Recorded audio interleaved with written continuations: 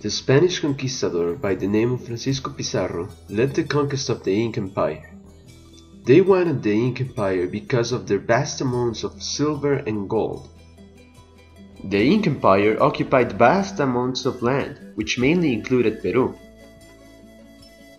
Even if the magnitude of the Inca Empire was huge, it came to an end with the capture of Atahualpa in 1532.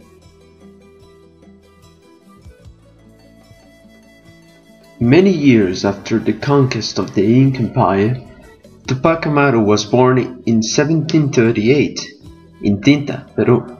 He was son of Miguel Condorcanqui and Rosa Noguera. He had a brother who died at a premature age, therefore he was the only inheritor of the family fortune. He was educated by a Jesuit school in San Francisco de Borja. He was the curaca of Surimana, Tungasuca, and Pampamarca. He was also the owner of coca plantations and corn plantations.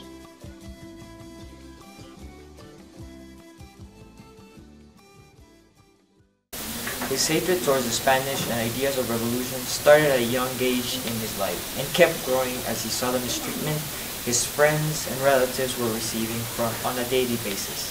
At first, he started voicing his frustration, but these were being ignored at best. The Spanish started treating the indigenous population worse, and this forced Tupac Amaru II to take more direct measures towards the Spanish.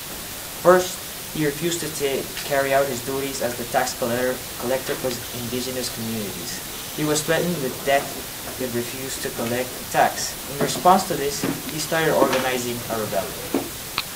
He was invited to a party where the governor Antonio Arriaga would also eventually show up, and there he would have some fun. And after the governor was quite drunk, Tupac Amaru and his men kidnapped him, and he was then forced to write letters to hundreds of Spanish arranging a gathering. They fell for it and were trapped by 4,000 natives. That was the place where he changed his name officially from Jose Gabriel to Tupac Amaru II. Then all the Spaniards were executed. After that, 6,000 rebels marched to Cusco. Along the way, they raided Spanish communities and killed everyone. 1,300 soldiers were sent to stop the rebels from Cusco. They met at Sangara, but the rebels won. They then brutally killed every single soldier from the opposite side without orders from Tupac. After this, he was finally captured by the Spanish, and so ended the Indian Rebellion.